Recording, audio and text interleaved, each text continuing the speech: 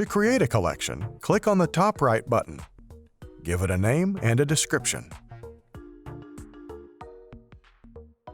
Next, you'll select how to add products to a collection. You can do that manually, selecting each product one by one, or you can make an automatic collection based on a product tag. To create a cleansers collection, we'll choose the tag to be equal to the word cleanser.